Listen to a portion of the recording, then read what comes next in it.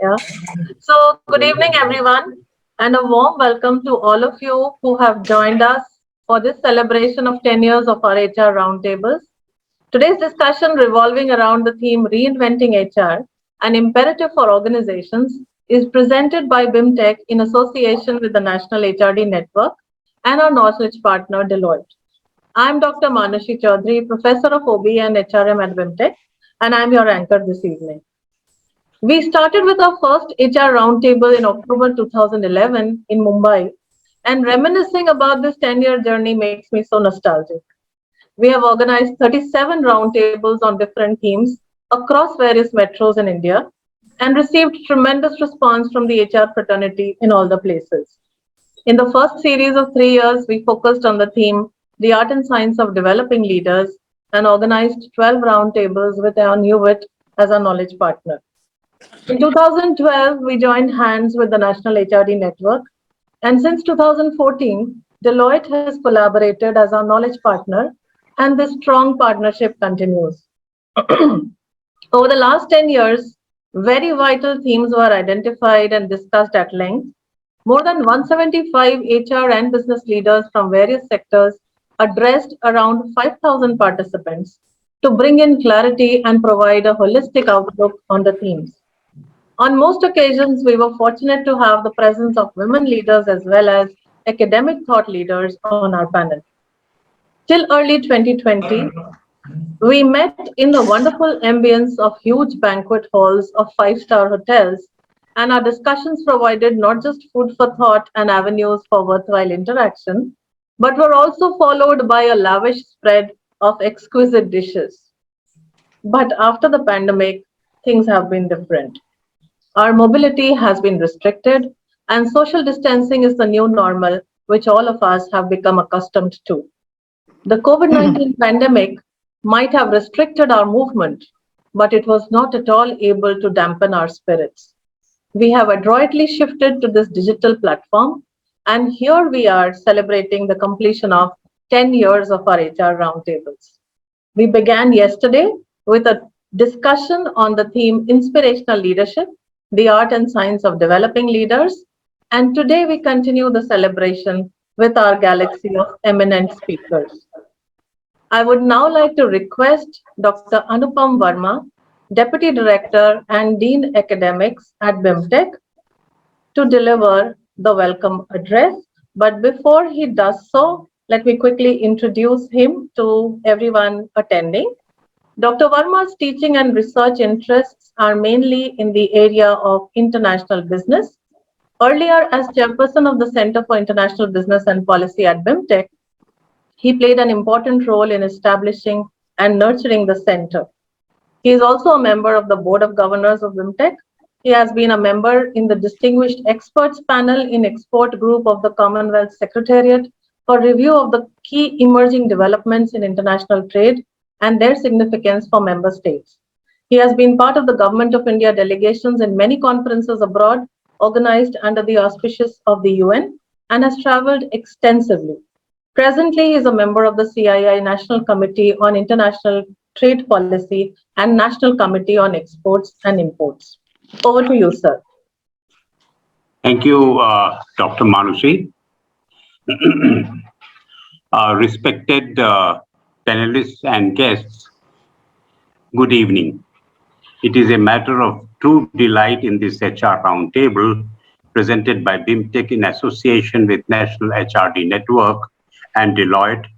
We have amongst us some of the leading thought leaders who have been actively involved in nurturing, engaging, and leading talent. Their views in today's HR roundtable will be extremely relevant since they represent a wide spectrum of leadership in diverse areas.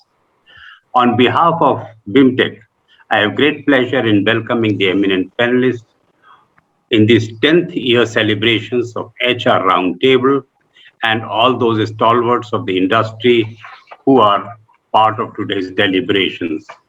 Our speakers for the day in alphabetical order include Dr. Akhil Busrai, CEO Akhil Busrai Consulting, Dr. Ashok Balians, former CEO and MD Petronet LNG, Mr. K. Ramkumar, founder Leadership Center Private Limited, Dr. S. Chandra Shaker, professor OB and Human Capital, Indian School of Business, Mr. S. V. Nathan, partner and Chief Talent Officer Deloitte, Mr. Yogi Sriram, advisor to CEO and MD Group HR, Larsen and Toubro Limited.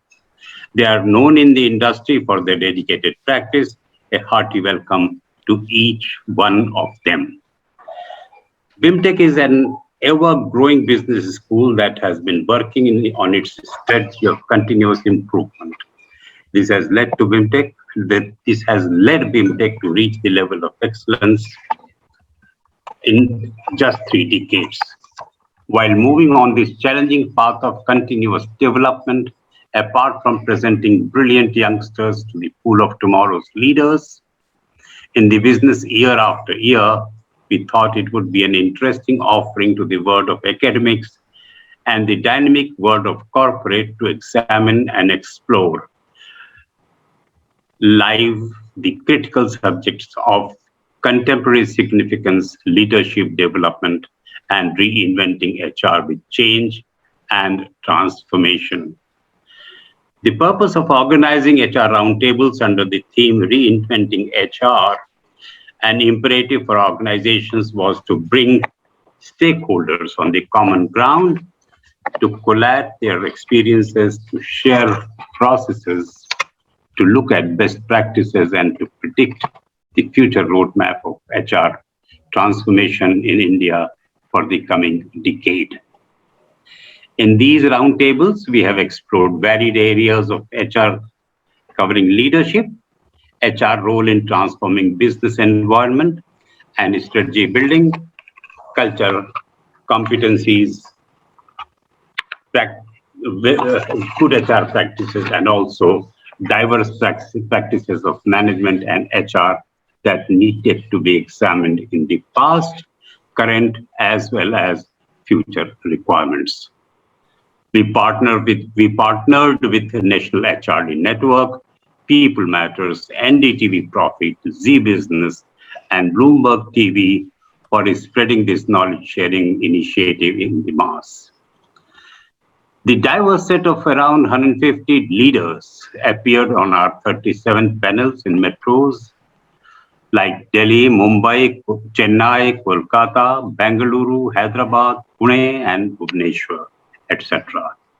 Brought in clarity, and since they belonged to diverse backgrounds, these experts brought in a holistic outlook to the topics.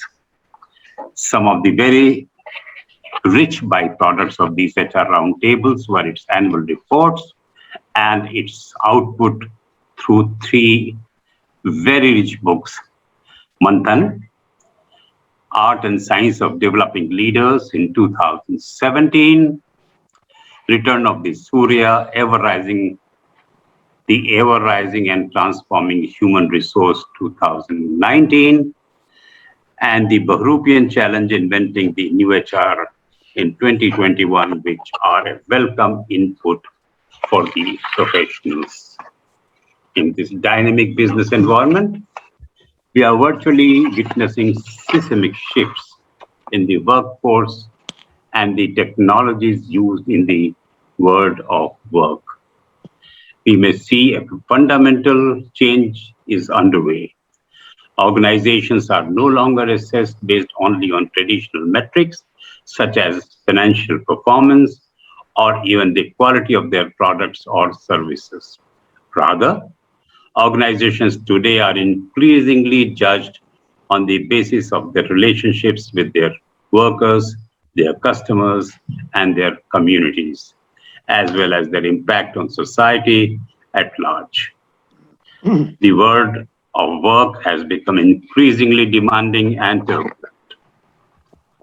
The major challenges facing organizations are responsiveness to customers, cost competitiveness, capability building, change, and transformation, implementing technology, attracting and developing human capital, and ensuring fundamental and sustainable change. Thus, levels of competition among organizations have increased. To be successful in the future, organizations will have to build capable HR professionals and practices will be required to create value for increasing organizational competitiveness. Demographic changes have made the workforce increasingly diverse, and this has caused organizations to make considerable changes in the way in which they approach people management. Though this is not a one-off shift, yet it presents greater challenges for HR professionals as they look to hire, train, manage, and retain an entirely new mix of employees. Recent trends have revealed that increasing use of contingent freelance workers to the growing role of robotics and smart machines, the corporate workforce is changing radically and at a very fast pace. These changes are now actively disrupting labor markets and the economy. For instance, the concept of contingent workforce management is being reshaped by the increased use of machines and the gig economy, consisting of networks of people who make a living working without any formal employment agreement. Creativity and innovation in workplace have become the new normal that drives the new age organization. In this era of digital transformation, today, the ability to learn, change, and adopt increasingly becomes the greatest sustainable competitive advantage. New demands facing organizations as a result of heightened competition, globalization, and technological advances have been a premium on creativity and innovation, speed and flexibility, as well as efficiency. The critical firm assets do not appear on a balance sheet, but reside instead in people and management systems. BIMTech has been proactive in throwing some very critical issues in the midst of HR and business professionals and academicians of repute to deliberate and put forth their perspectives for the future. In this confluence of great corporate leaders and learned academics to share their rich experiences and deliberate on the theme of reinventing HR, an imperative for organizations. I look forward to knowing the views of our eminent panelists on the topic reinventing HR, an imperative for organizations in today's panel discussions. Thank you and welcome to all of you once again. Thank you. Thank you, sir. Thank you.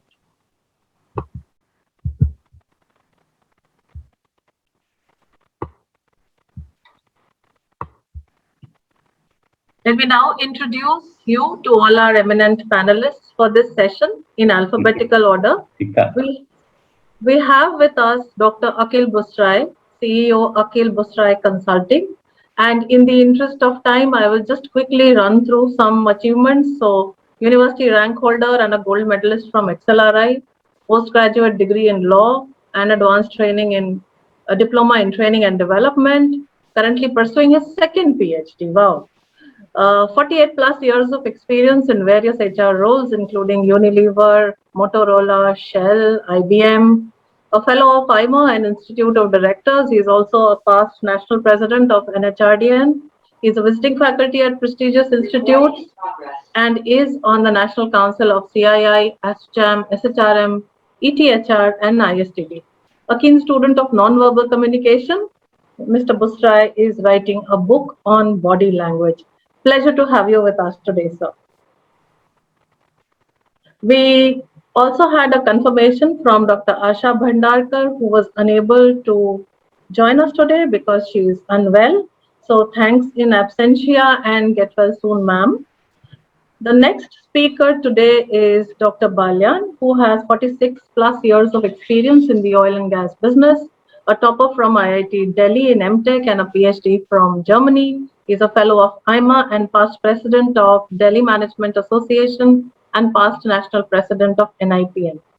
As MD and CEO of Petronet LNG Limited, he successfully led its transformation and resurgence as the best performing corporate in the gas sector in the country in 2012 and was awarded by Dun& and Bradstreet for excellence in performance. He has worked for more than 34 years at ONGC in various roles as Director HR and Business Development from 2003 to 2010, and then from 15 to 18 he was CEO Oil and Gas in the Reliance ADAG Group. Dr. Balyan was conferred the Inspirational Leader of the Year award by the World HRD Congress in 2010 and Best CEO award by Business Today in 2014. Thank you for joining us, sir. We are fortunate to have with us Mr. K. Ramkumar, founder, Leadership Center Private Limited with us. Leadership Center is an organization dedicated to building world-class thought and practice in the domain of leadership consulting, research and development. He retired as executive director on the board of ICICI Bank. He was on the boards of ICICI Prudential Life Insurance and ICICI Ventures, president of ICICI Foundation, their group's CSR arm. More than 32 years of experience across a wide range of HR and business roles. His passion has been to develop individuals, expand their leadership capabilities. His first book, titled Leveraging Human Capital, A Practitioner's Perspective, was published by McGraw-Hill. He jointly envisioned and established the ICICI Manipal Academy for Banking and Insurance, a project centered on discovering and grooming young leaders from Tier 3 towns and villages of India. He also established the ICICI Academy for Skill Development. Thank you so much, sir, for joining us today. I will now introduce you to our next panelist, Dr. S. Chandra Shaker, Professor, OB and Human Capital, ISB Hyderabad. Professor Chandra Shaker combines vast practitioner experience with deep academic interests in teaching, research, and scholarship. He was a C-suite executive with a large public, private, and MNC firms and held the role of the CHRO for more than 25 years. He teaches a wide range of courses both to students as well as executives, and his current research interests are focused on leadership, talent, culture, and future of work in digital economies with a focus on rising remote hybrid work options. Additionally, he advises companies on organization and human capital strategies and works on boards of for-profit and not-for-profit organizations. He is a certified executive coach and coaches several top executives and entrepreneurs. It's a pleasure to have you with us today, sir. Last but not the least, we have with us Mr. Yogi Sriram, advisor to CEO and MD, Group Human Resources, Larsen & Toubro Limited. A self-driven and focused HR thought leader with over 44 years of shaping and leading the HR functions across diverse industries, right from manufacturing, hospitality, finance, FMCG, engineering, petroleum, and construction. He shaped the HR function at various organizations, led the HR function in still other organizations, an expert in the areas of HR strategy, policy, senior level hiring, mentoring senior leaders, team building, talent spotting, succession planning, career sculpting, OD, talent management, and change management. He studied economics at SRCC Delhi, PMIR at TIS Mumbai, and also pursued MBA and LLB from the University of Delhi. A member of various professional fora, decorated with many awards. In Feb 2021, he was admitted into the Hall of Fame, an award instituted in the memory of Dr. Vikram Sarabhai. A warm welcome to the panel, sir. And to lead this discussion today, we have with us our moderator, Mr. S.V. Nathan, Partner and Chief Talent Officer, Deloitte India. Mr. Nathan is a member of the India leadership team and serves on the talent executive leadership of Deloitte Asia Pacific. More than 30 years of experience in HR management across diverse industries. vast experience in building and leading high-performance teams in both multinational as well as Indian organizations, a respected voice of HR profession in India. He speaks regularly at several national and global fora on contemporary HR matters, recognized as a distinguished alumnus by his alma mater, XLRI, and acknowledged as one of the top voices of LinkedIn 2020. Mr. Nathan has also been conferred several awards and honors throughout his career. He serves as the national president of NHRDN and is on the Economic Times Human Resources Advisory Board. He also serves as the chairman of Sumedhas, a not-for-profit education and research body devoted to OD. Welcome on board, sir. And just to share with all present here, we've come up with a souvenir to commemorate this occasion, and a soft copy of the same will be shared with all of you soon. So, ladies and gentlemen, it's going to be an extremely captivating evening with this power-packed panel here. And I now hand over the session to the moderator, Mr. S.V. Nathan, for further discussions. Over to you, sir. Thank you so much. Thank you, everybody. It's a pleasure to be here among friends, leading luminaries of the HR profession. Thank you, Dr. Anupam Verma, Dr. Chaturvedi, Professor K.K. Sinha, and a lot of friends, Dr. Manusi, of course. Thank you. It's a pleasure being here. We've been on this journey for over 10 years now, and what a decade it has been. A lovely evening looking at a subject which is very close to everybody's heart, reinventing an imperative for organization. Before I dive into this, I must mention something.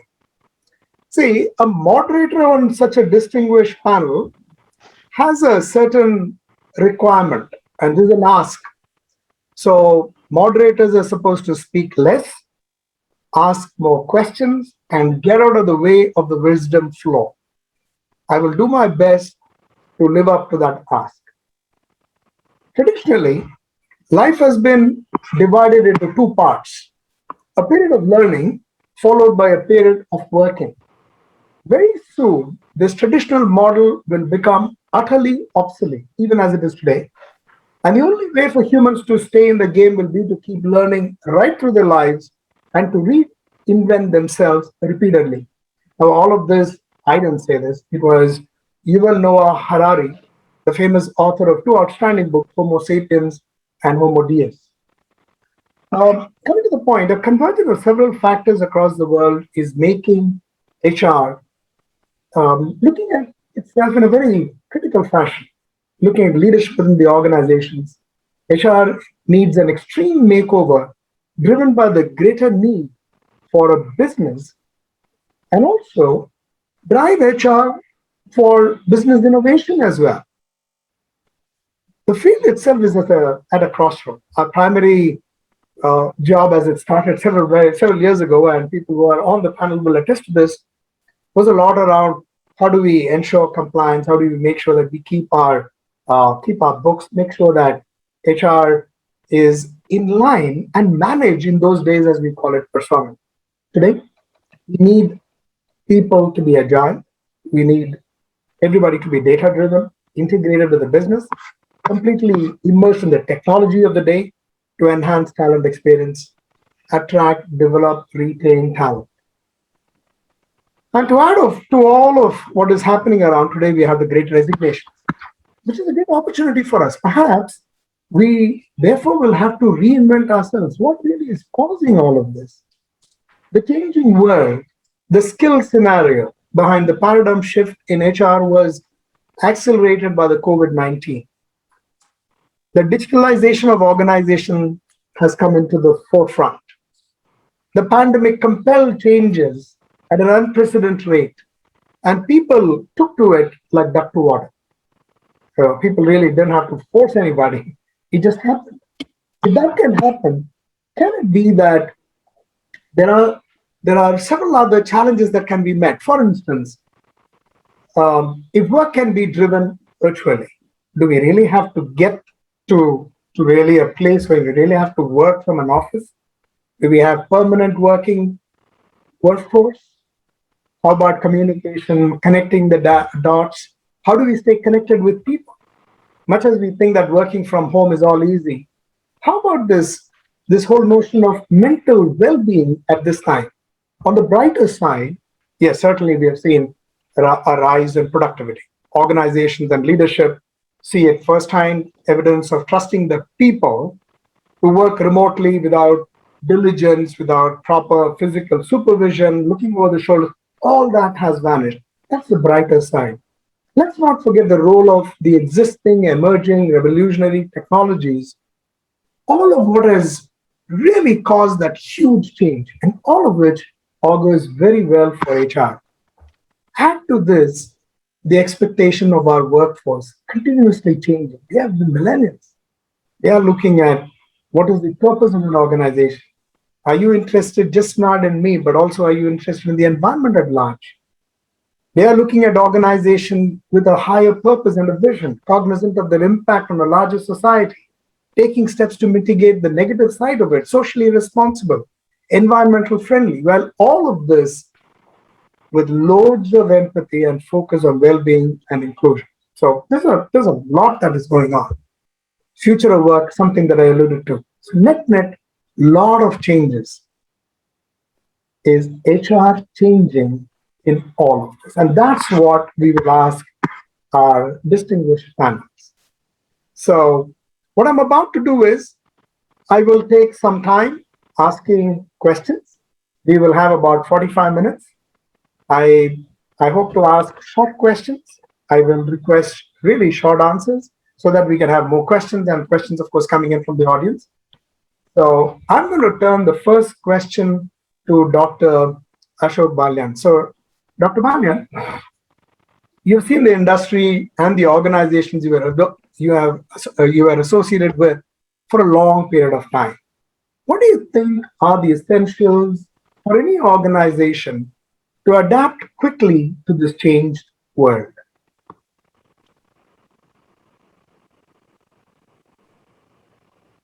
Dr. Balyan? Dr. Balyan, please unmute yourself. Yeah. Yeah, can you hear me now, please? Yes, we can. Thank you, Mr. Nathan, for really working as a coordinator for this wonderful group. I have spent more time in oil and gas industry. So my views would be little guided on specific to this industry. Now, if you see, oil and gas industry by nature is actually driven by technology. Number one. Number two, this industry is active not in metros. It is in distant, isolated, remote areas. So what people learn from here, number one, that they have to use technology. Number two, they are used to some hardships. The working conditions are difficult. They have to commute long term. They stay outside. The drilling activity, for example, works 24/7. So I think these are certain things which has led to specific why they have been pretty good in adapting quickly the challenges that was thrown by the pandemic. Number one, that a lot of technology and automation and digitization has taken place in the oil industry. Number two, the companies continue to invest larger money, time in upgrading the technology and training people to use that. For example, I can take one example like offshore operations, which are spread over a large area on our western offshore of Mumbai. If you see, there are around thousands of wells producing. Now, how do you really control and have a data from there? So we have implemented technology-driven initiatives like SCADA, that all wells, how much they are producing, what pressures, temperatures, all those parameters are monitored, and one can operate a well from a onshore facility in Mumbai. Close the well. So I think this has helped, number one, under the challenging time of pandemic. Very little number of people were required to really operate and look after the fields on that. So the company could create a digital ecosystem which was conducive and could be operated by a smaller team of people. You need not have all the people coming to office. So it was possible of that. Number two, I think more important is the leadership, that the leadership was able to lead at that time in crisis. I think that was very important. They were not really perturbed on that. Number two, this leadership is not just a single leadership. It's a kind of a democratized working in ONGC, where we have a network of leaders who have been assigned independent testing, and they work with their networks. So it is networks plus networks. So the entire company and organization is actually networked on that. These leaders were able to respond in quick time. The agility was shown by really quick responses to that, and also adapting new ways quickly. You don't have to work here, work from home, work at an office which is outside, work from there, and you can still remain connected with the all decision making on that. So I think that was one thing. The third aspect is, after leadership, I would say, is how you motivate people-related issues on that. The company and the leaders focused on people during this pandemic time. They were communicating direct and continuous communication with them. What's all happening, what they should be doing, what they should not be doing. More importantly, what their family may be doing, what they should not be doing. All that thing, we had an intranet where all employees could log in there, and the communication was very, very good. They could ask questions, they could be replied on that. How do you really keep a positive mindset? I think, to my mind, this is very important. There was a fear, anxiety. How do you take care of that? So through this communication, sharing of information, transparency in really talking to them correctly, what is, and that was important because there are many news coming, misleading news and all, that creates more anxiety and fear. That was actually addressed by that communication. Keep a high level of motivation that, okay, you be prepared, be at home, we'll involve you in some other activities on that. And more importantly, a caring attitude about the well-being of those people. I think these people-centric approach on that, the leadership's active participation, being very quick in responding, and over a period of time building and focusing on developing the digital ecosystem. I think these were, to my mind, very important aspects which helped companies like ONGC to, although there are installations, production installations, where you require people's hand-on to be working, that were impacted quite a bit on that. But by and large, I would say 75 to 80% of the activities could be carried out without any problem on that. Coming to a Petronet, while I was working on that, which has international operations, is connected in the international gas business, where you receive gas to India, and India, you must be knowing that gas is one of the lifeline for the country. How do you create a mechanism that this work is not disrupted? I think that was very challenging on that. So very few people were within the plant, and they were supported, and they remained in plant for long periods, several months actually. Wow. Till the companies could really prepare another batch to replace them in a very systematic way. And there were hardly any disruption of activities. In the peak of the time problem area also, about 80% of the gas could be received and pumped to all the consumers. This is also an essential services area. So I think they were all very, very, very particular about that their responsibilities were there. So Dr. Balyan, let me interrupt you for a moment. Yes, the nature of the question is such that the answer could go on for sure. Yeah, that's right. And I do see that many of the things that you speak about really resonate, and in some ways, possibly it could echo in the reflections made by other facilitators. So let me come to Dr. Chandra Shaker. So, Dr. Chandra Shaker, this is for you. Um, you straddle both the worlds, or you have straddled, continue to straddle the world of the thinking, the world of the doing as HR professionals. So, what skills do you think are needed in this endeavor to reinvent HR? And what do you think should happen to the HR profession? I mean, knowing that you have very deep expertise in both, what do you think are the skills that are necessary? Well, thank you, Nathan, and thank you, folks at BIMTech, to have me here. I don't know of my expertise, but I do have some views, and I will share them. And before I do that, let me say a few things both that will serve as a context, a preamble, and a disclaimer. The first thing is that before we romanticize the topic of reinventing HR, it'll be useful to even wonder and ponder if we have sufficiently invented HR. And there are parts of HR that need reinvention, as HR folks have forgotten unions, and the next iconic gen high-tech company called Amazon is about to form a union. I guess HR has to reinvent how to manage unions in high-tech companies. But HR has not yet invented itself to address the man-machine interface that the next generation of robots and people come together at work. And that's where we may probably have to invent something. So we have to see it as a continuum and not a kind of a disrupted beginning or end. That's a kind of an important preamble to understand things in context. So what that means is that as we speculate or continue to reflect on skills that are needed, we must recognize that there are skills that are always needed. Nothing to do with current times or this particular round table.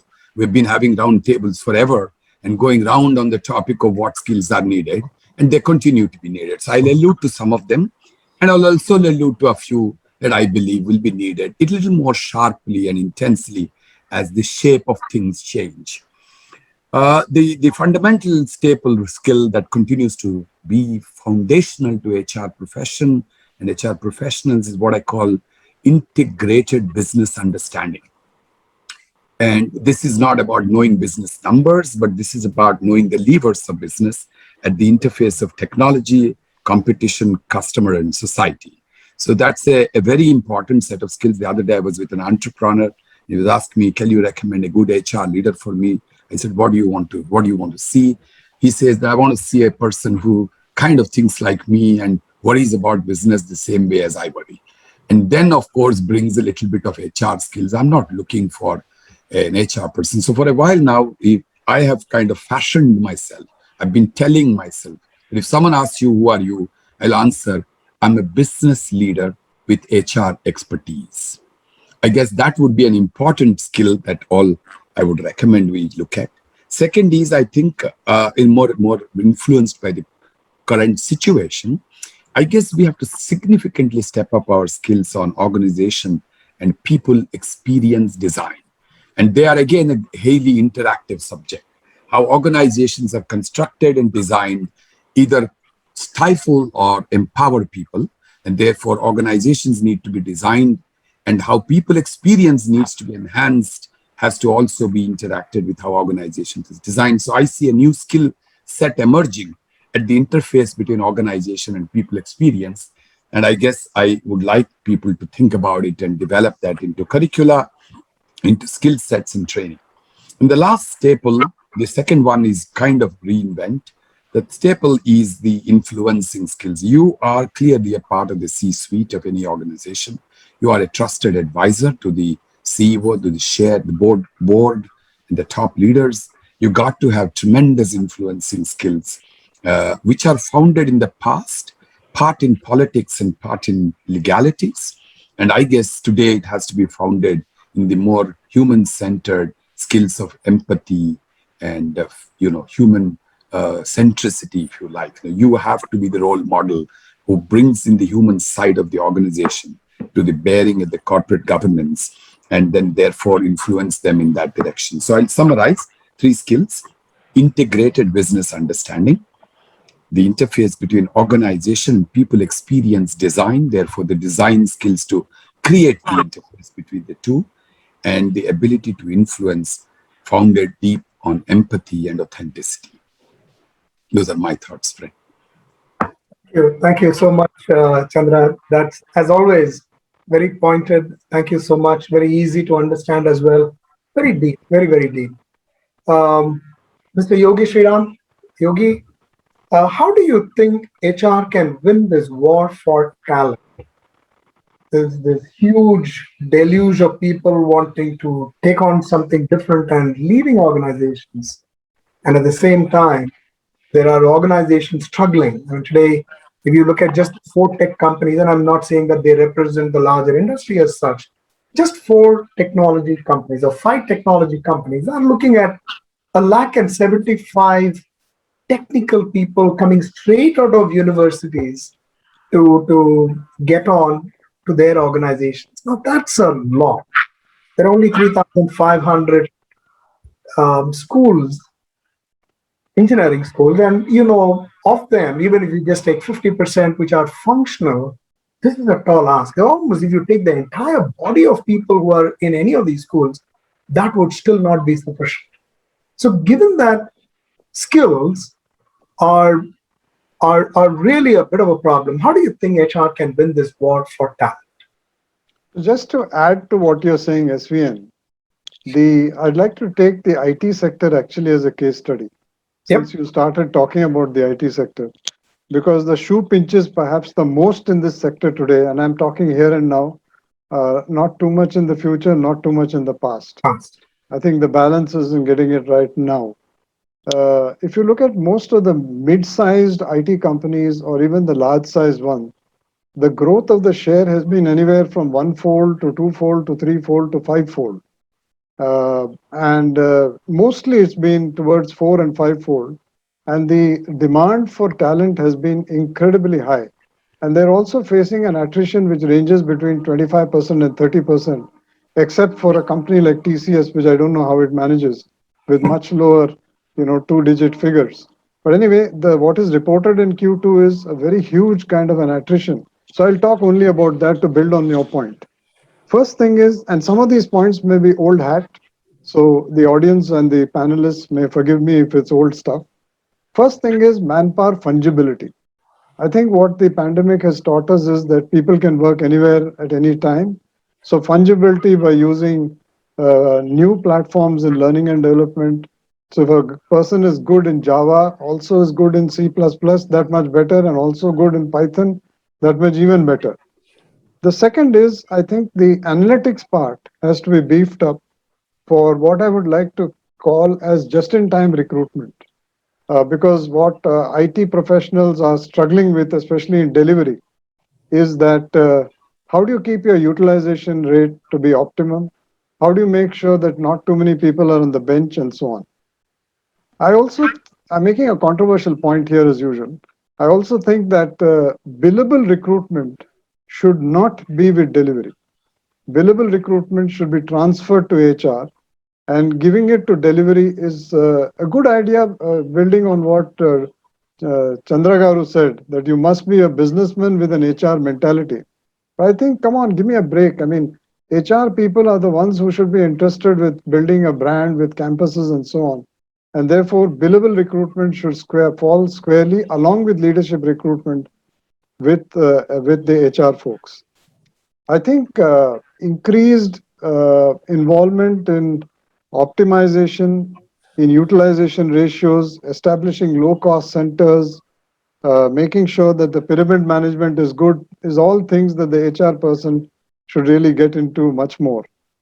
I also think that HR should be equipped in some of the techniques which are now become pretty commonplace in delivery, such as agile and safe, and also learn to create cross-functional teams in order to implement some of these tie-ups with academic institutions to make sure that you don't slip up in domain is very, very important.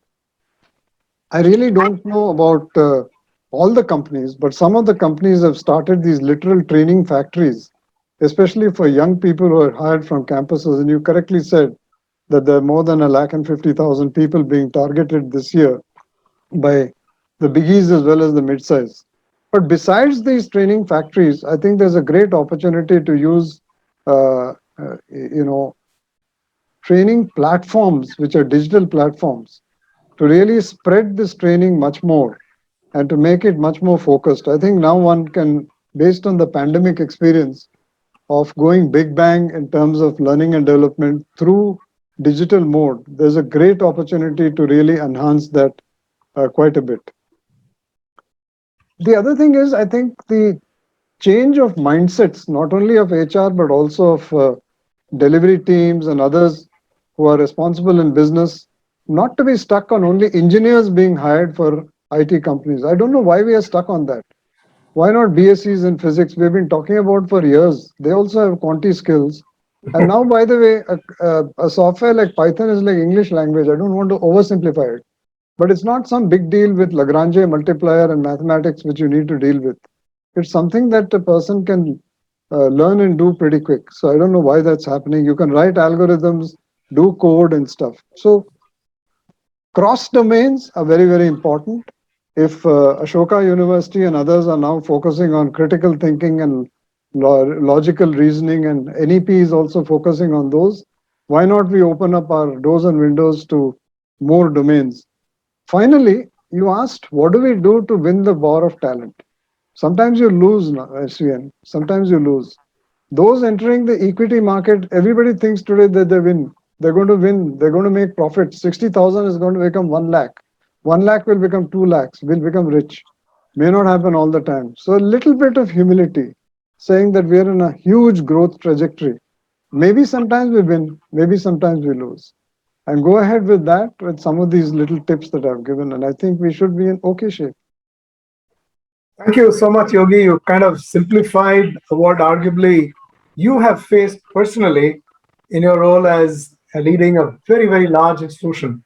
Yes, it is an institution today, just not an organization.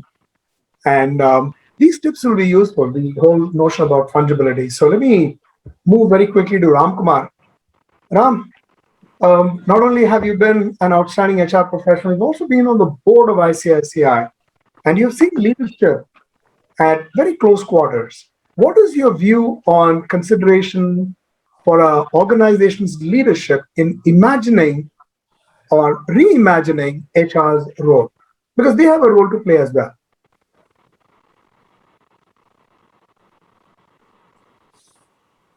Ram Kumar? You're on mute, Ram. First of all, I want to say it's such a pleasure to be in the company of all friends and almost all of your mentors to me, in terms of how I have looked up to each one of you for a different reason in the way I have developed in my life. Two, if I've been a little irritating moving around, I'm recovering from a spinal fracture, L4, L5 fracture. So I can't sit for too long. That's one of the reasons. So my apologies. I'm normally a very person who keeps in mind the decorum. So apologies, right? Because I can't sit for too long. Standing seems to be the best position for me. Yeah, I want to say that. So let me come back and to what Nathan raised, and I have to go to what Chandra said. Sometimes we use this word reimagining. Thinking reimagining means that we need to find something new. I'll get back and I will say, sometimes reimagining means to go back and look at our roots actually. Let me place this way. What would I have done if I had been on ICICI Bank's board? Right? Let's ask the question. First of all, if I had been on ICICI Bank's board, I will remind them that the world is leading itself out of crisis.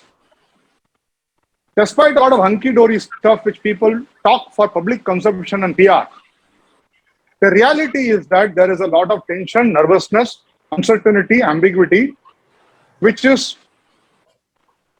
creating a lot of cobwebs in the minds of some of the remarkable leaders of the world today. So today, leaders of the world find it difficult to have clarity about future. Hence, a lot of stale stuff is being spoken because that is easy to be consumed, and you do not want to notify to your company employees the reality of where we find. Capacities are not being increased in the country. Banks are flush with liquidity and nobody is borrowing. Interest rates which people will earn on their deposits are at the lowest in many, many years. There are no jobs which are available to certain sections of people. So these are realities. So that doesn't mean that these are negatives. If we say we speak about realities, you're negative when you speak about an imaginary romantic world, which you would want, but doesn't exist. So I would challenge my board, including my CEO, to say, what is that we are talking to our employees? Are we saying things which employees' experience are not matching with? A set of people are generally talking, not that they are untruthful. They are managing their anxiety by talking about romantic imaginations and are not notifying the realities which they are grappling, and hence are misleading. And so people are, the person on the, the ground is unable to grapple. He said, the world I am seeing and the world my CEO is speaking doesn't seem to be the same. Where is this rosiness after I haven't had bonus for 2 years? My increments are not going. Promotions have been frozen. I'm not saying these are negatives. Now we need to engage them rather than glorify. Now ask the question. If I want the board, I will tell my board by saying 80% of your employees don't glorify work from home. 80% of the employees work in one room of houses. They don't have bandwidth that you have at your home through Jio and Hathway. You are not paying them money for bringing in bandwidth. Now they have 1 or 2 devices through which their children have to learn. Their spouse has to really do work from home. And if somebody in my house, if I speak, knowing my voice, all of you, right? My daughter who's working in one bedroom, my son who's working in another bedroom. If in a large house, it's a problem. I have a backup for a backup for a backup. So many of us in the C-suite and the senior management imagine all our employees are like that, and they romanticize work from home. One. So I would tell them, don't do this. It's a necessary difficulty of working from home, and how are you supporting your employee? And don't talk this mumbo jumbo on technology, digital world and all. Yeah, the human side of enterprise written by Henry Mintzberg was a reminder to us 100 years back, when technologies are going up, it is important for leaders to really consciously talk about the human side of the world and not the technology side of the world. But today's leaders are talking about the technology side of the world and not the human side of the world. And hence employees consider them not credible. They feel very good when they talk. But are you connecting to the boys and the girls and the men and the women who are struggling? So I spoke to my secretary, Susan Fernandez. One day I said, Susan, what's happened? You're not as efficient as what you are. She started crying. She said, Mr. Ramkumar, my husband, right, takes the living room. My my dementia structure mother-in-law is in a bedroom. I stand and I work out of kitchen. Then she said, there's another colleague of mine, Biju Shali. She told me, Ram, when we came to office, the children and the old people knew how to take care of themselves, or we created a support structure to take care of themselves. When I work from home, the old people and the children expect me to attend to them when they require me. They don't understand work from home. Which CEO you have heard has spoken about it? Which CHRO has spoken about this? And why would they be credible if they are talking all mumbo jumbo of a rosy world in which they are doing work from home and how it will be a now? And will they be credible to this boy, to this girl, this woman? It's a reality. I'm talking about the reality. I'm not talking about it. And it's not negative. But when you speak the reality and when you solve them for your employees, then employees see you and say, this seems to be credible. 90% of the people who work from home want to come back to office. Trust me. I work, we have consulted 60 companies in in our company. So we speak to a lot of people. And I speak right now, people speak to me because I'm not an executive. I know time is an important thing. So to me, optimism has to be resolute optimism and not romantic optimism. There's nothing new happening on the digital world, right? If industrial revolution was one technology, post-crisis world, you cannot keep talking technology. Yes, you will use technology. You cannot lecture to your employees of adoption. You got to talk to them what they are grappling, adjusting, not to technology, to a disrupted world in which their social life and their normative way by which how they engage with colleagues and work have fundamentally got disrupted. I'm not saying you should come back to work and only because we run most of this thing virtually. But which company has talked how do employees, we talked empathy, right?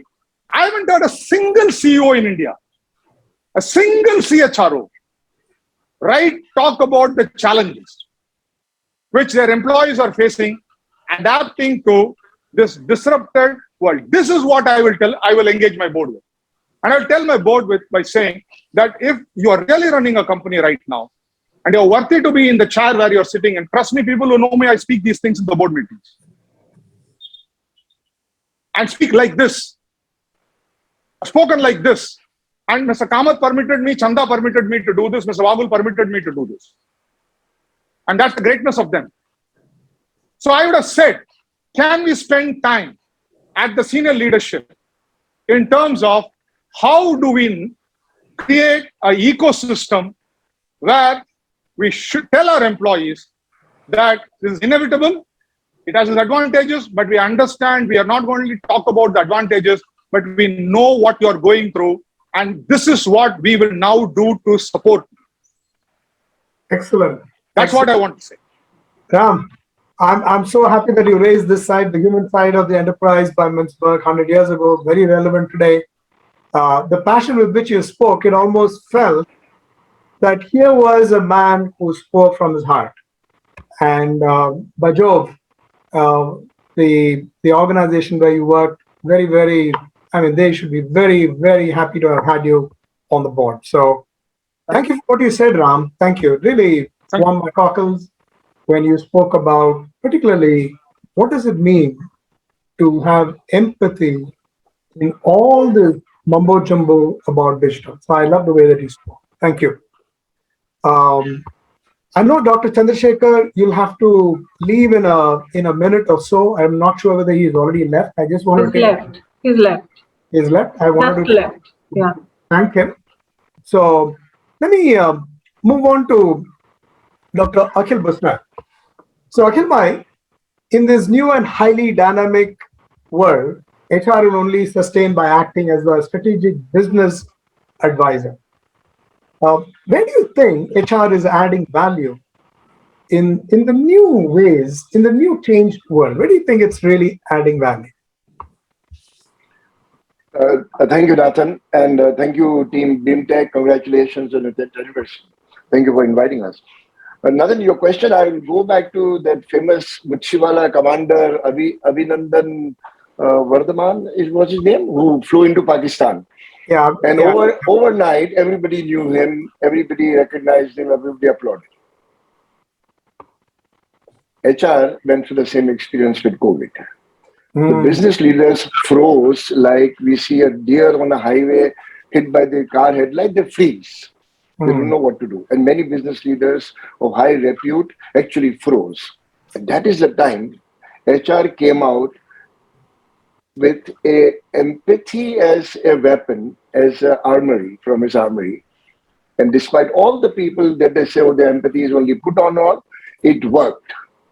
As a result of that, people, after a long period of gap in many organizations, started listening to HR making sense, especially what Ram mentioned from the bottom up.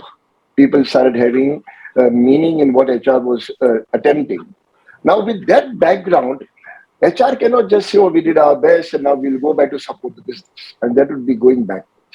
So my view of looking at this, Nathan, is Look at scenario planning. Plan couple, and I did some work on that. So I'll share only a couple of examples.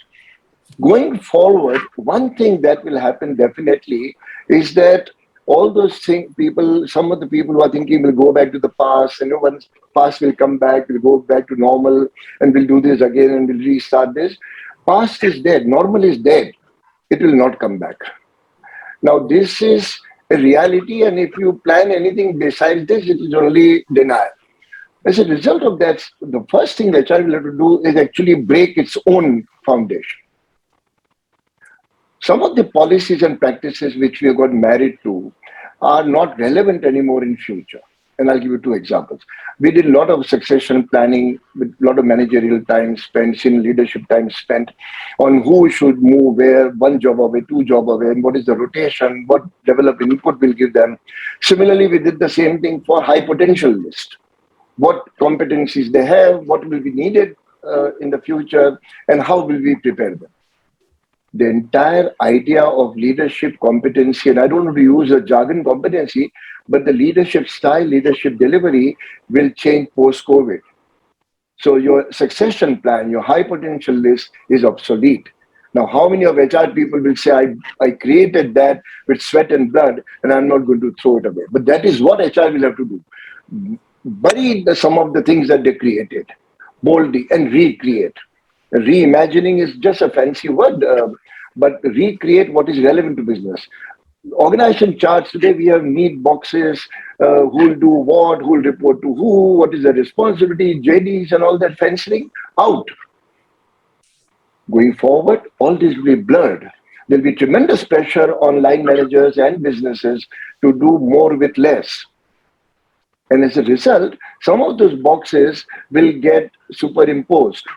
And as a result of that, two people might be required to do three people's work. And I'm not talking volume, I'm talking about skill. As a result, HR will have to then provide reskilling, actually go away from its famous training manuals and training calendars and measuring how many hours we spend in training room and get down to business, grassroots level. And that's what Chandra very rightly mentioned, that you've got to think like business head. Today, are we thinking like business head? No. We have many of us know PAT, we know PBT, we know CAGR to the last decimal point, but we'll have to come down to that. Some of the major shift that will happen, for example, business cycle, business planning will reduce.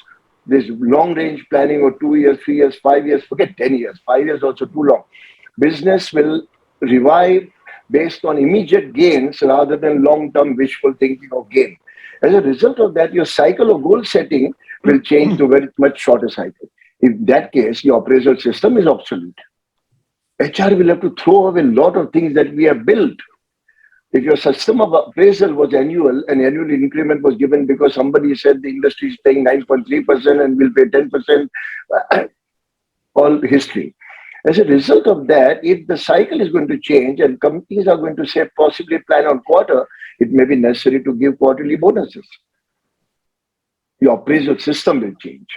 Your compensation philosophy, and I'm not using philosophy as a generic word, the way you pay, the way you receive and you pay will have to be done very sharply in line with the business. So the one thing that will happen is that the HR will have to become proactive. All these generations, we have been reactive, and for good reason, we have been reactive. But now is a time like the Abhinandan Muchiwala, that we have to become proactive and not support business. Actually, we have to shape the business future. And it is possible to do it. As long as we work very closely at the grassroots level, your reskilling, your compensation, your policies, your working from home policies. And Ram very passionately mentioned about working from home. It's not easy to work from home and for HR people or line managers to appraise them like we did in the past. Rethinking has to be done, and that means breaking out a lot of things.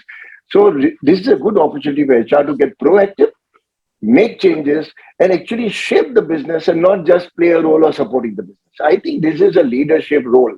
And those of the HR people who are looking for place in the table, if they do a well of this situation, they will actually head the table. They don't have to look for a place.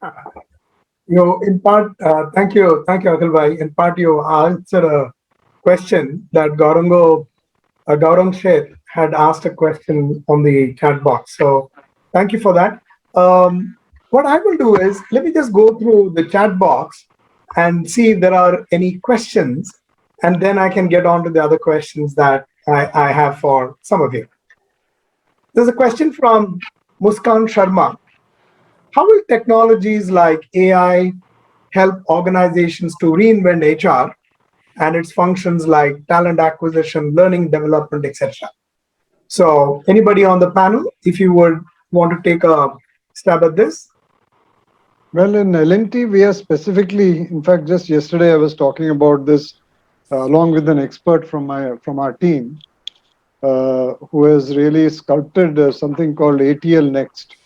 So in L&T, we've integrated machine learning and artificial intelligence very strongly into the learning and development delivery, because these are recommendatory platforms that we are talking about.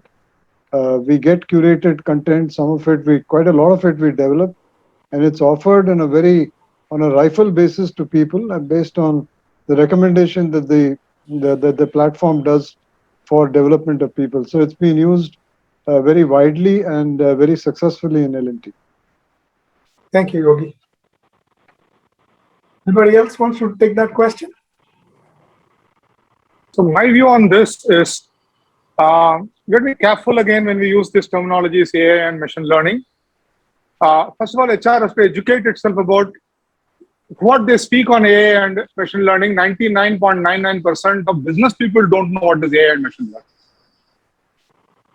Right? That's a really unfortunate part. What is overfitting? What is underfitting? What is machine learning? What is meant by regression? Where do you use regression? Yeah. What is it? Does correlation bring causality? I'm not at this moment saying to prove that I know machine learning. I did a course on machine learning on AI, so that I end up really at least know what we are talking. What is data pattern? So I'm not saying you should be a programmer for AI and you should be a programmer for machine learning. So my personal view is, I think leave HR. Most people in business, I come from a company which is deeply analytical, we know, have great difficulty at this point of a time. So the first step I would say, even before we go ahead and make strides in applying this, the people who manage them have to educate themselves. Thank you, Ram. Okay. Well, I think, Nathan, when we talk about AI and these so-called smart technologies, I think all organizations will have to develop some strategies to really bring in their main business stream. So that doesn't come so easily. So they'll have to create maybe groups, experts there, so that their larger business concepts are based on that, and that slowly is sort of adapted in the overall working. It cannot happen overnight, and only few segments of the industry, I feel, where they have been successful in really using it. But I do believe what Ram is saying is fine. But Ram always, to my mind, gives a little impact of that he's disappointed on that. I feel that AI and smart technologies are here to stay. It is up to the companies to really work out strategy, how they involve and make business work using these technologies. And they have to struggle. It's not going to happen over a period, in a short time. So I thought it's important, and we see different segments really applying their mind how to really integrate into their business. Nathan, if I could add. Akhil, 1 minute, Akhil. Akhil, can I come? Because it's only fair. It's not for anything. I did not, I think if I by my lack of skill miscommunicated, I never said anything negative. I did not say AI or machine learning is not there for the future or we should not use. Mr. Balyan, Dr. Balyan, I don't do it always. I just called out to say that the users of this should educate themselves. And when they educate themselves, the way they will use and apply it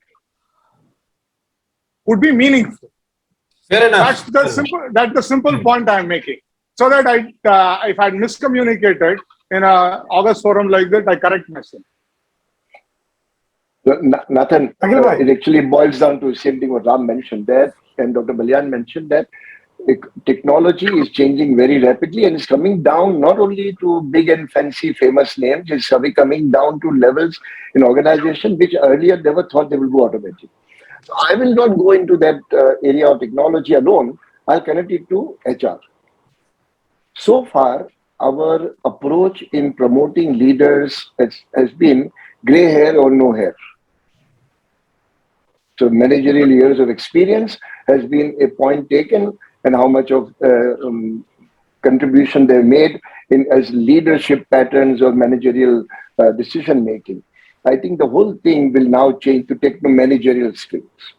We cannot just measure people on gray hair or no hair or number of years they've clocked.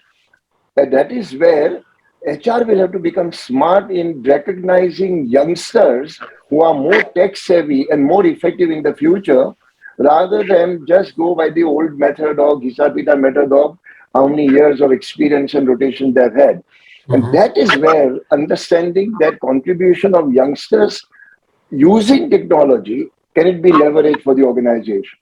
That is the skill which will add value to the organization. And the good news is that we will see much more younger leaders, much faster taking up positions of responsibility. And if HR misses that bus, we should really kick ourselves in the right part of the network.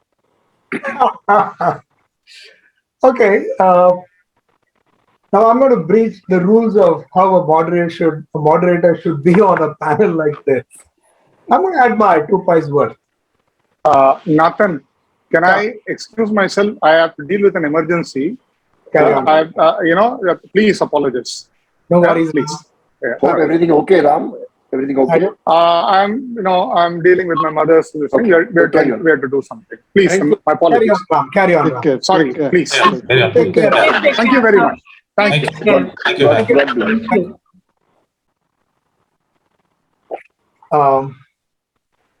Sometimes it's a little difficult.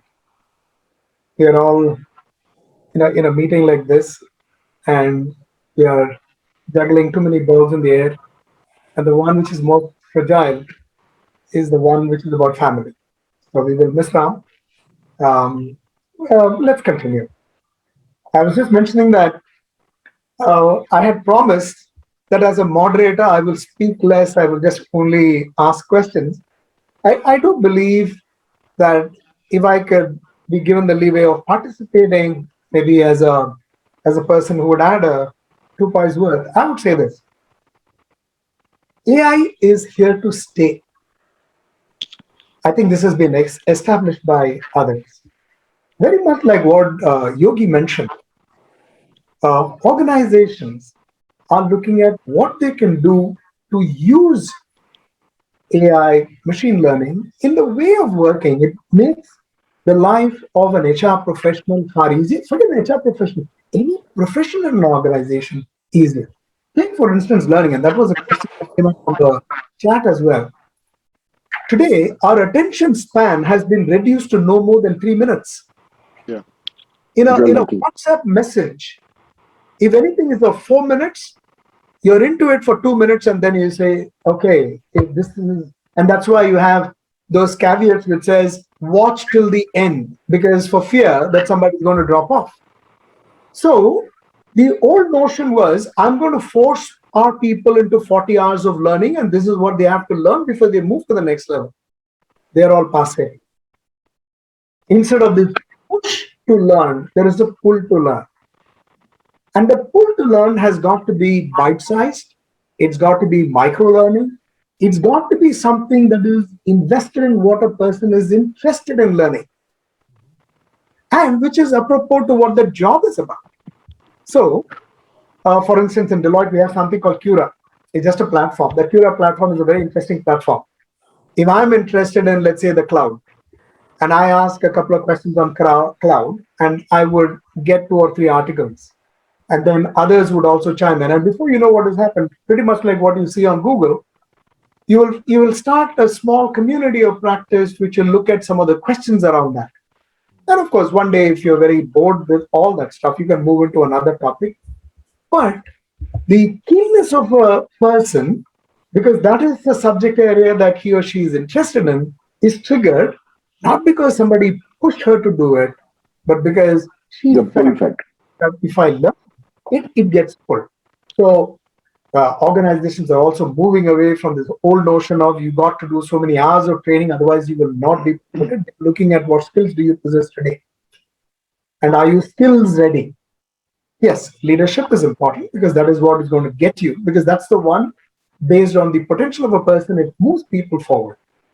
Cut to things on performance. AI is helping there as well. Can you predict the performance of a person? Mm. Can you help in predicting whether a person is likely to stay in an organization? There are so many parameters. Ram talked about data.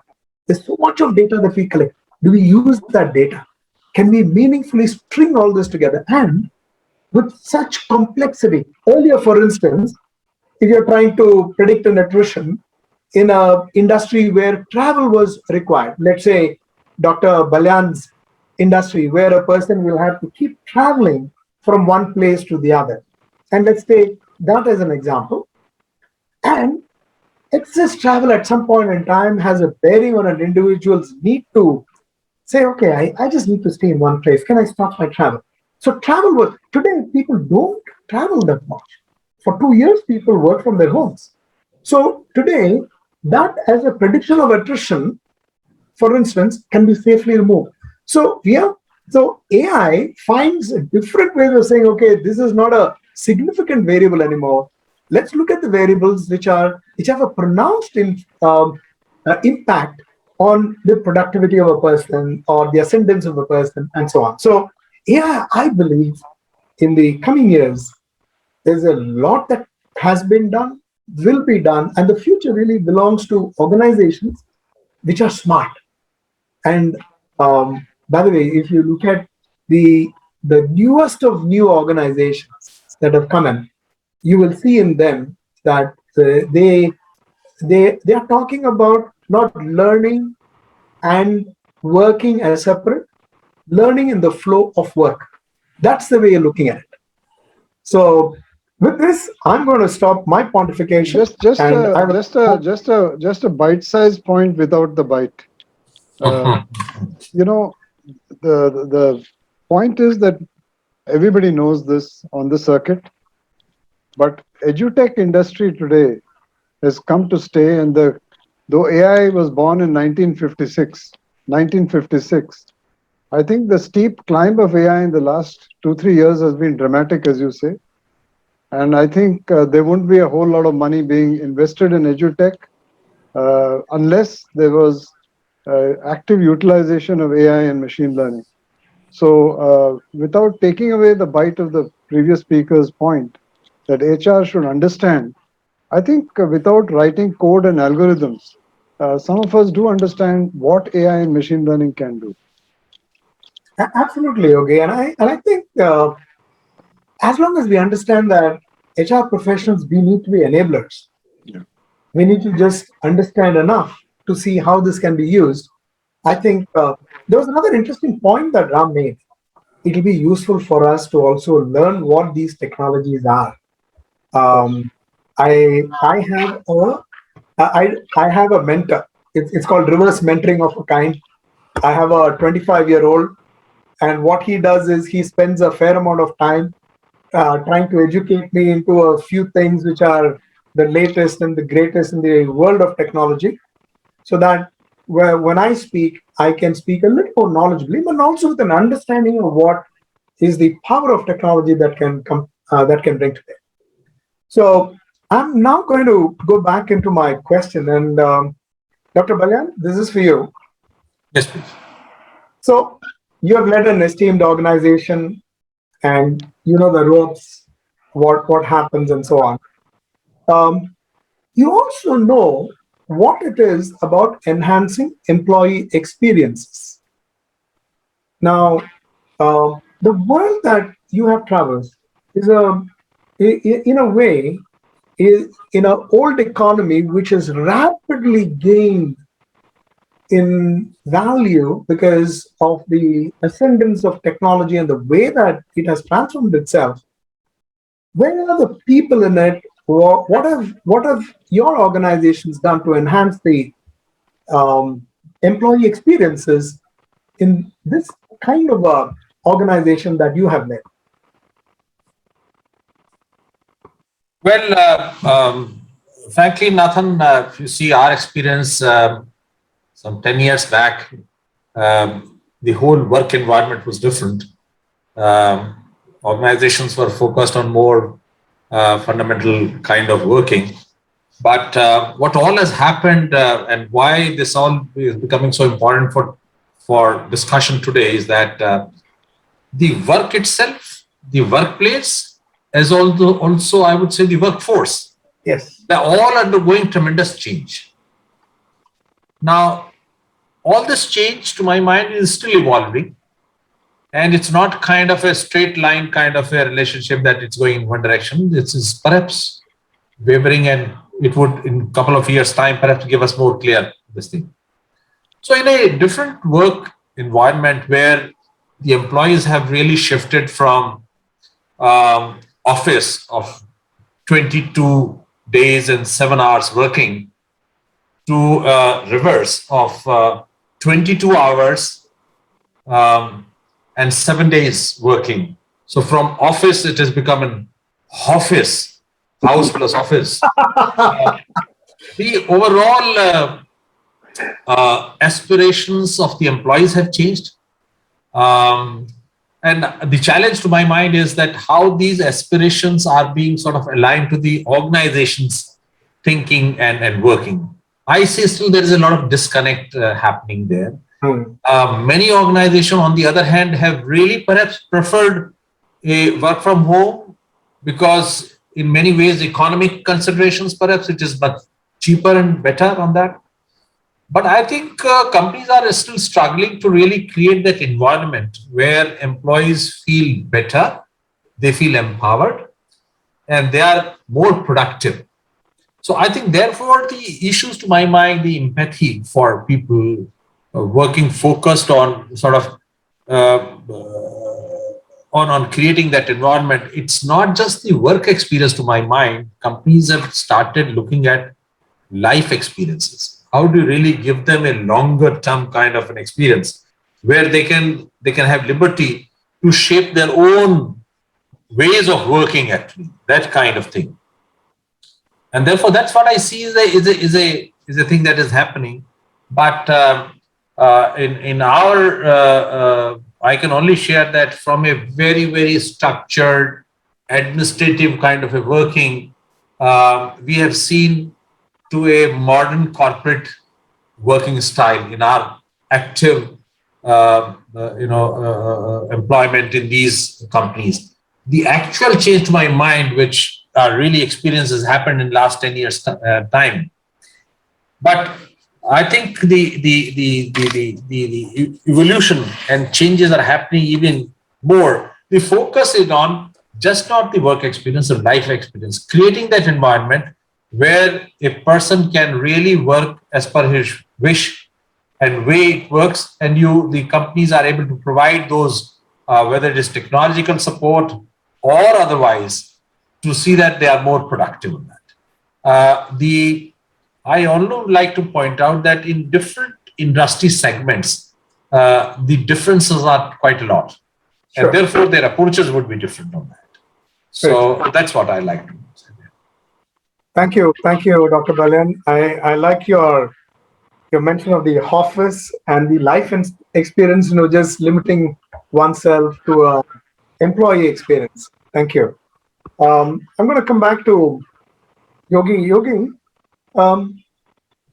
there's a lot of innovation that's coming up today, and innovation in the field of HR.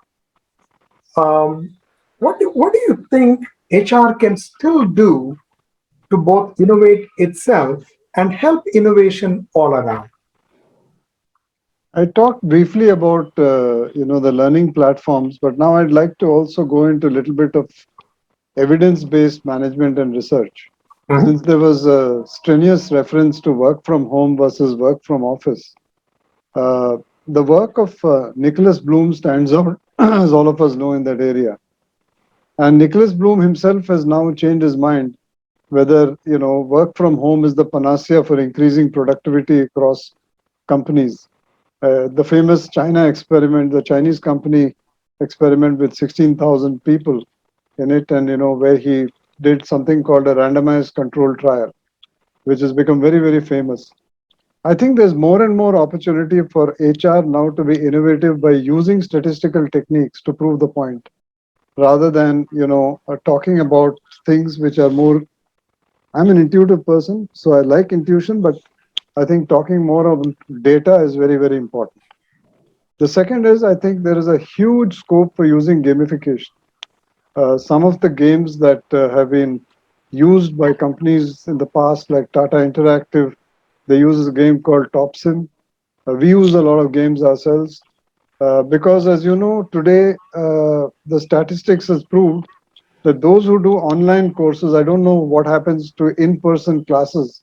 Maybe people drift after 10 minutes, and it's called the goldfish phenomena. But in online courses, very few are motivated to complete a course. Therefore, innovations such as leadership badges, keeping them motivated all the time, and making things public in the organization about how the person has learned and how the person at a senior level has transmitted the learning is extremely important. Uh, I also think that HR can innovate a lot by understanding adult learning a lot more. I don't know why adult learning is confined to B.Ed and M.Ed, but I think adult learning, and not just mumbo jumbo about andragogy and all that, but I'm talking about why do people learn? How do people retain things? What is the right titration? How do you curate knowledge? These are all areas of which are very fertile for innovation. Also, I think the word culture, though of course we talk about it loosely, and right from Charles Handy, the philosopher who's written a lot about culture and the gods of management, and Deal and Kennedy and Trompenars and all these people, it's not completely understood about how it needs to be shaped and changed, and therefore contributing to an innovative culture. Even getting reminded of the six hats of the good old Edward de Bono, I think is extremely important for HR to really trigger. I mean, there was a whole movement around TQM in the 80s and 90s.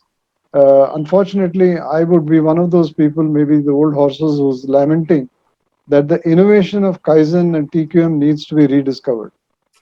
And lastly, I think innovation in the form of patents, celebrating technology, celebrating technologists and technology leaders is very, very important. Besides, of course, developing and celebrating the P&L leaders. Technology is going to be extremely important, and domain is king. Thank you, Yogi. Every time you speak, you take me back to my books, and and it's such an enlivening conversation that is engendered every time you speak. So thank you for what you just said. Thank you. So, Dr. Akhil Basra, Akhil Bhai, alternate and a mixed workforce is here to stay. The future of workforce will also be a hybrid one. HR will have different approaches, and the usual one size fits all. That's going to be given a go by. So, what would you say are your recommendations to HR? How does one manage this kind of work? This is important because you're looking at transformation. Managing this change is important. So, seek some answers from yourself. So, Nathan, I'll connect a couple of dots to this particular aspect. One is that we talked about reskilling. Since technology is bringing in so much of rapid changes and the way of working is changing, reskilling is going to be a very major force which will play in a big part in deciding on the success of the organization and of the employees. The result of that, what we had earlier, that the training functions were running after people to attend programs, and they were measuring themselves on the training calendar and how many days spent and how many classes attended, will get, and people would not attend. About 10 to 15% of people would say, I've got something more important to do. It was a tail chasing a dog. And as a result of that, we missed out on the importance of training. Now, with the reskilling required, there'll be a pull factor. Employees will want to be reskilled. And the side effect of that is that the union's influence will get reduced. People will rely on reskilling and demand companies to equip them with better skills rather than rely on unions negotiating power to when the job is threatened. So the whole table is turning. And now with the, say, in Indian context, with the new labor code, FTE getting legitimized, gig workers will not come out of fashion but out of necessity. They may not find jobs, and they may prefer to be gig worker. These are the new aspects of coming into the workforce scenario.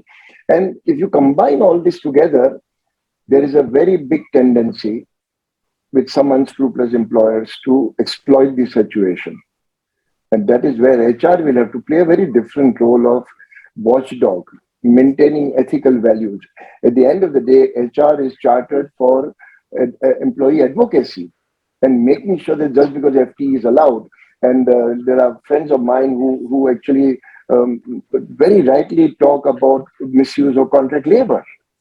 And they're right, but it was allowed, and now with FTE, with gig workers coming in, and the whole influence of multi-dimensional workforce will have to be managed from two angles. One, cost angle.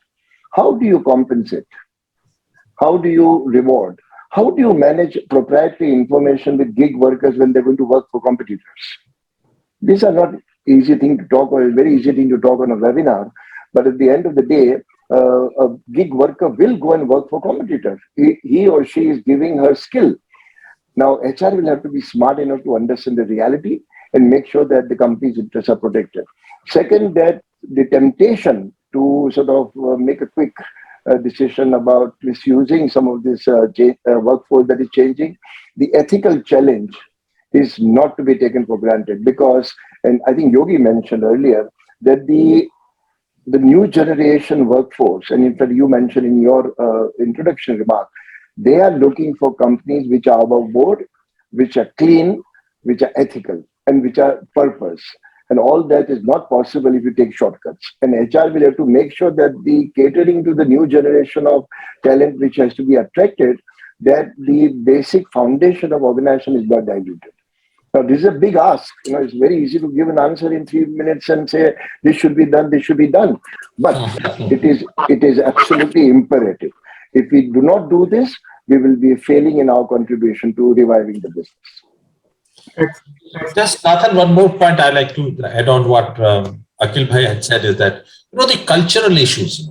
How do you really, in an organization, you had system procedures and the sum total of the behavioral aspect is the culture. Now since the work is changing, workplace is changing, even workers' pattern is changing. How is going to be a shift to the cultural part of the organization? I think that becomes very important, because this is how many things perceived about the organization, as also internal processes and systems, how they're going to really change. That to my mind is also very important, and HR need to really do a lot to see that the cultural aspects are retained, those values and all those retained in a new environment. That is a very valid observation Dr. Balyan is mentioning, that our job should expand. Our means HR's role has to be expanding, influencing the leadership to retain a culture and not just change it because of convenience of changing times. And that is where employees will look at a stable organization. Dr. Balyan, what you mentioned, that employees look at my organization stable, it is committed to certain way of working, it will not do certain things. And I mean, if you look at today, some of the houses on which integrity is talked about, the house of Tatas, why do people have faith in that type of companies? Because they retain their behavior over centuries. Sure. And that is the part contribution HR will have to make, and not allow line managers to take shortcuts, even if the shortcuts are legitimized by the system. Excellent, excellent. So to the three panelists, and since Dr. Chaturvedi is also here, I'm going to pull you into this, Sahib. So please be ready. I'm going to be asking all of you what I call as a rapid fire question. By rapid fire, I mean all you have to do is answer in one word, maybe a phrase at best, but that's it. So, and it's a very easy one. So it's going to go like this. I'm going to start with Akhil Bhai. So A, B, C, and Y. So Akhil Bhai, then Dr. Balyan, Dr. Chaturvedi, and Mr. Yogi. Mr. Yogi Sriram will be the last. These are the four. And if all of you are set, it's going to start this way. And the first question is, this is a question to you, Akhil Bhai. What's your favorite book or movie? Anthem by Ayn Rand is my favorite. Excellent. Balyan sir? Yes, sir. HR Prepositions one I read actually, that I liked it very much. Excellent. Chaturvedi sir? My favorite book is Original by American Professor.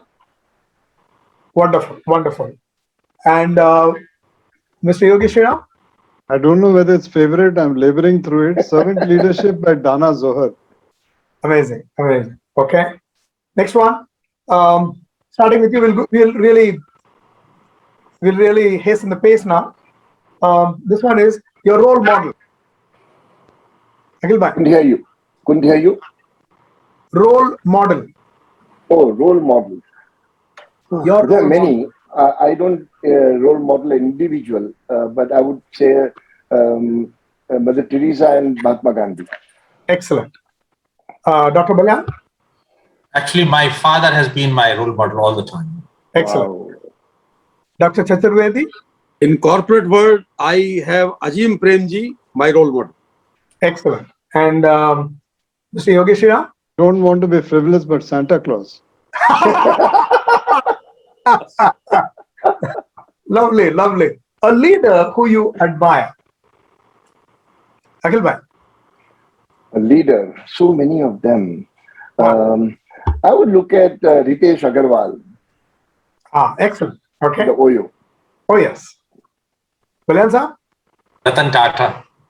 Ratan Tata. Chaturvedi ji? Mahatma Gandhi. Yogi ji? Mr. A.M. Nayak and Mr. S.N. Subramanian, two people. Wonderful. And again, starting with you, Akhil Bhai, a quality that you admire in yourself. You don't have to be bashful. I think empathy. Empathy. Wonderful. Wonderful. Balyan sir? I feel comfortable in any environment. Excellent. Excellent. Chaturvedi ji? Compassion and empathy. Wonderful.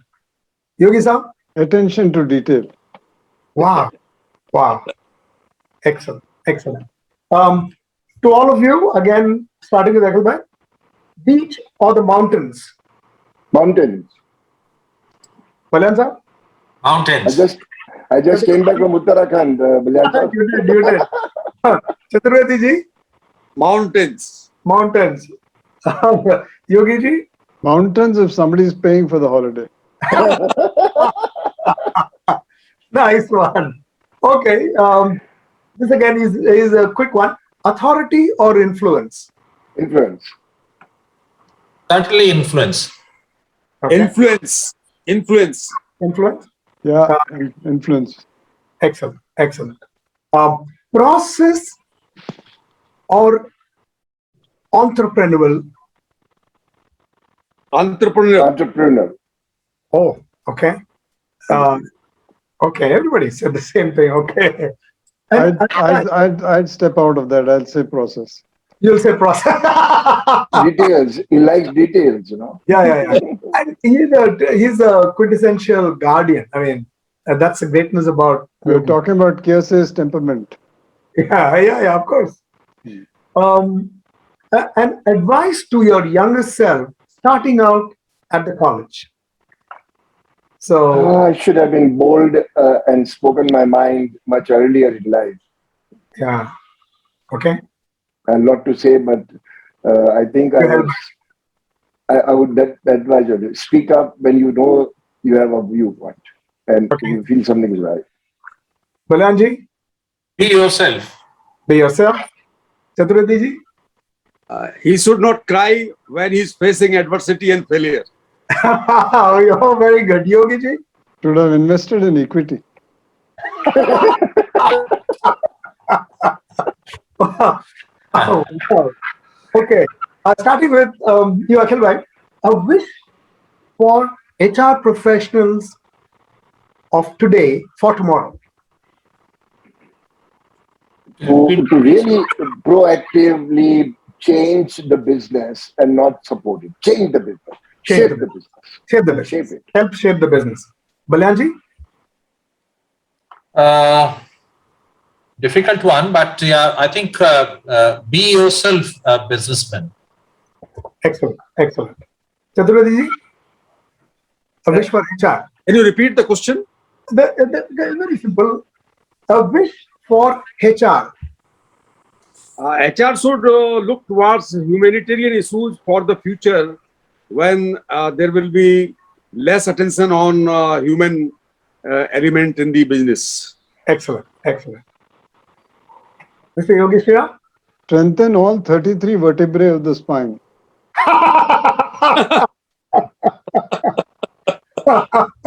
Wonderful. Well said. Okay.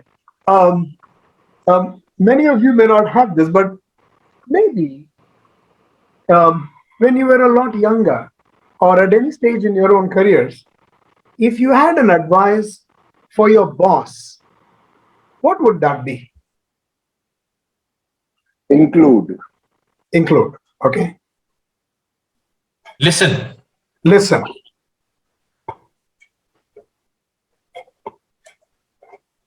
without the intent to reply. Wonderful. Okay. Chaturvedi ji? Listen and empathize. There was something that Mr. Yogi Shyam said that evoked something in my mind.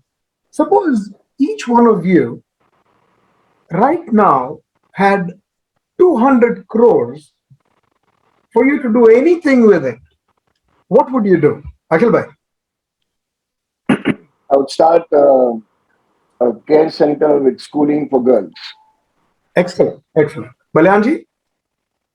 I don't know really what this much money I haven't seen, so I don't know what I'll be doing. First, I'll put it in the bank and take time to really think what should be done. Okay. With the low rates of interest, I mean, that's going to be a long time. Okay, Chaturvedi ji?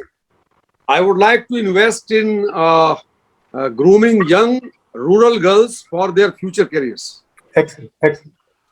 And Mr. Yogi Shira? This time I'll go to the beach. This time, because you can now afford it. Excellent. You can go, Yogi, you can go with Mr. Junjunwala, you know. Excellent. We are almost on top of the hour. I'm just going to go back to the question that people are here asking. And so let me just get on to this. So this is a question from Professor P. Nayak, who is the Dean of B. Som Birla Global University. And he says, can you specify 3 or 4 things that HR professionals must do that they never did in the past for business success? When he says 3 or 4, even if it is one from each one of you, that should cover. HR professionals have not done this in the past. Can they do? What should they be doing now? if you permit, I would say they have not done. They could have done more of it. Is to understand the reason which worries the business head and business leaders, and especially keep a tab on the competition and what is happening in the bigger environment. Look outwards, and that is one thing HR could have done more, as some HR have done it. But that is one thing, if done more, that will add value both to the business as well as to the HR function. Using analytics and using statistics to issues in a very simple manner. For example, if you're doing a 360, most people take the average score of, say, 8 people who are responding on a question. Some people take standard deviation just to check consistency. So it's a bit of a different approach. I would look at that as very important. That's very deep. Okay. So we were asked to keep going till we were about 7:50 on the dot. The time is 7:50. It's been a very engaging conversation. I had no idea that we were almost on top of the hour on this. So, Dr. Chaudhary, over to you. Thank you so much, panelists. Well done, SVN. Thank you, Rajan. Well done, panelists. Thank you. Thank you. Wonderful, very lively, very lively. We couldn't have a better moderator, Nathan. Really wonderful. Yes, very well done. Great moderator. Thank you. Thank you. And wonderful. I totally agree with all the panelists here, and thank you so much, all of you, for giving us such an enlightening and amazing session. May I now request? Yeah. May I now request Mr. Dhananjay Singh, Director General, NHRDN, to please propose the vote of thanks. Thank you so much, Dr. Chaudhary, and what an amazing session. And this evening, 23rd of October, celebrating the the first 10-year journey of this partnership. And we would like to put our hands together to thank the moderator, Mr. S. Nathan, our National President NHRDN, for leading the amazing panel of such senior leaders. Grateful thanks to our panelists, Dr. Akhil Busrai, Dr. Ashok Balyan, Mr. Yogi Shriram, and in absentia, Mr. K. Ramkumar and Dr. S. Chandra Shaker. This, on behalf of BIMTech, NHRD, and Deloitte, we would like to thank all 150 leaders who have joined us in last 37 roundtables in last 10 years. So we are grateful to each one of them in absentia, and many of them are there even with us in this roundtable present. Thank you so much for leading this. Our partners, Aon Hewitt, in the first few years, People Matters, NDTV Profit, Bloomberg, Z Business, for supporting and building this up brick by brick. All the participants of 37 roundtables, whether it was online nowadays in last 19 months or offline on site when we used to do across the country. So grateful thanks to each one of them, the participants, chapter presidents of NHRD who have really led this in various chapters across the country. And grateful thanks. There are a couple of leaders who are not with us now, but they really helped us shape this.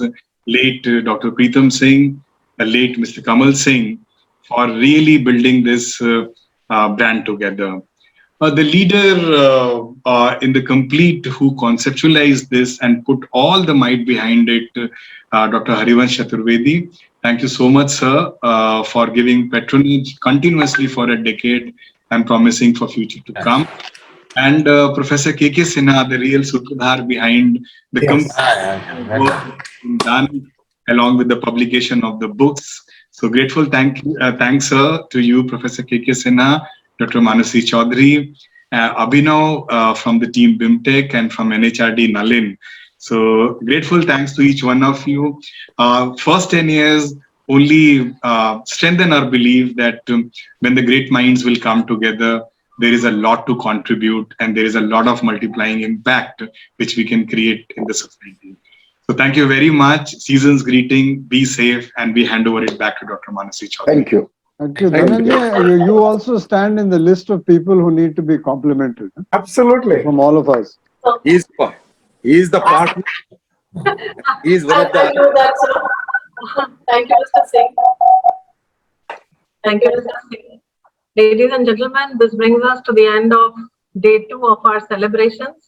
I'm sure that for each one of us, this program was an insightful and enriching experience. Our 10-year anniversary celebration of HR Roundtables will culminate tomorrow with an online quiz titled Hercules 21. The registration for this national level open business quiz for corporates and students closes at 11 p.m. tonight. Please register on time and join us for the same at 4 p.m. tomorrow. We look forward to your continuous feedback and engagement with us. On behalf of BIMTech, National HRD Network, and Deloitte, I would once again like to thank all the panelists for taking out time from their busy schedules to share their wonderful wisdom and experiences with us. A big thank you to our audience and to the organizing team from Deloitte led by Mr. Nathan himself, the team from NHRDN led by Mr. Dhananjay Singh and Mr. Nalin Srivastav, and our own BIMTech team led by Dr. Chaturvedi, Professor Sinha, Abhinav, faculty colleagues, and the student organizing team. Wish you all a wonderful weekend and an amazing festive season. Signing off tonight. Good night.